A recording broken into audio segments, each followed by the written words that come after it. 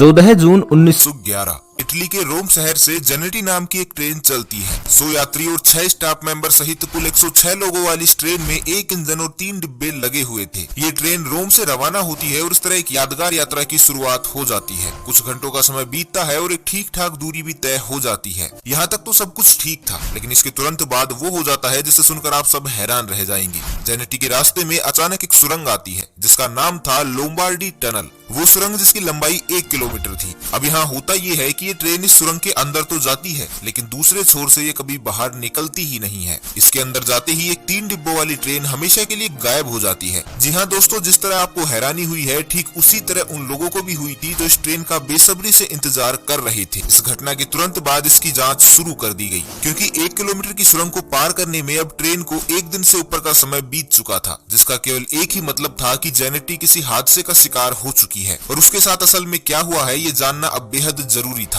सभी का शक रहस्यमयी सुरंग पर ही था, तो सुरंग के चप्पे चप्पे को छाना गया। धीरे समय यूं ही निकलता जाता है और जब जांच का कोई नतीजा नहीं निकलता और ट्रेन का कोई भी सुराग नहीं मिलता तो ये बात मीडिया में पहुंच जाती है, जिसमें इटली की अच्छी खासी बदनामी होती है, क्योंकि उसके 106 नागरिक रहस्यमयी रूप से गायब हो गए थे, जिनका पता लगाने में इटली अब तक नाकाम था। हालांकि मीडिया की इस बदनामी ने इटली को एक उम्मीद की किरण तब दी जब मैक्सिको के रहने वाले 2 व्यक्ति अचानक से सामने आते हैं और ये दावा करते हैं कि वो लोग इस यात्रा का हिस्सा थे, लेकिन टनल से पहले ही वो लोग ट्रेन से कूद गए थे। वजह थी एक घना और काला सफेद धुआं और अजीब सी कुछ आवाजें जो ट्रेन के टनल में जाने से ठीक पहले उन्हें दिखाई और सुनाई दी। तो ऐसे में वो दोनों घबरा गए, जिसके कारण उन दोनों ने चलती हुई ट्रेन से छलांग लगा दी और किस्मत से वो दोनों बच भी गए, क्योंकि धुएं के चलते ड्राइवर ने ट्रेन की स्पीड को कम कर दिया था। हालांकि वो लोग कूदने में तो कामयाब जरूर हुए थे, लेकिन इसके चलते उन्हें काफी चोटें भी आई और ये कई घंटों तक वहाँ बेहोश भी पड़े रहे, जिसकी वजह से उन्हें कुछ भी मालूम नहीं था कि उस ट्रेन के साथ क्या हुआ। समय के साथ लोग इस हादसे को भूलने लगे, जिसके चलते जांचकर्ताओं ने भी सबूतों के अभाव में जांच को कहीं न कहीं रोक दिया था और तब से लेकर आज तक ये ट्रेन हादसा एक रहस्य बनकर ही रह गया। लेकिन यहाँ जांच भले ही रोक दी गई थी, लेकिन समय समय पर इसके बारे में दावों का सिलसिला कभी नहीं रुका। ऐसा ही एक सबसे बड़ा दावा तब किया गया जब ये पता चला कि इस ट्रेन को हूबहू अलग अलग समय पर अलग अलग जगहों पर देखा गया है। कभी ये ट्रेन रोमानिया में देखी गई तो कभी रसिया में। इसे जर्मनी, मैक्सिको और यहाँ तक कि भारत में देखे जाने का दावा भी किया गया है और ये भी बताया गया है कि इन सभी जगहों पर जेनेटी का वही मॉडल और हूबहू 3 डब्बों वाली वही ट्रेन देखी गई है जो लोम्बार्डिया में गायब हुई थी। हाँ, ये जाता है कि ये ट्रेन जेनेटी जब सुरंग में गई थी तो ये एक तरह की टाइम मशीन या टाइम लूप में चली गई थी और समय यात्रा पर निकल पड़ी। आसान भाषा में कहीं तो साल 1911 से निकलकर ये ट्रेन किसी और समय जैसे साल 1845 या फिर किसी दूसरे समय काल में पहुंच जाती है। यही कारण है कि ये कभी रसिया में तो कभी रोमानिया में दिखाई देती है। हालांकि इस तथ्य पर इतनी आसानी से भरोसा तो नहीं होता, लेकिन जब इस रहस्यमयी ट्रेन को इस तरह से देखा जाता है कि ट्रेन का निर्माण 1911 में हुआ, इसे बनाने वाली कंपनी जेनेटी थी, इसकी पहली यात्रा और इसका टनल के भीतर जाना सब कुछ दस्तावेजों के तौर पर आज भी इटली में मौजूद है। और तो और इसका लोम्बार्डिया सुरंग के अंदर से लापता हो जाना, ये सभी बातें सच है। ऐसे में यही ख्याल आता है कि इस ट्रेन को या तो जमीन खा गई या फिर आसमान निकल गया।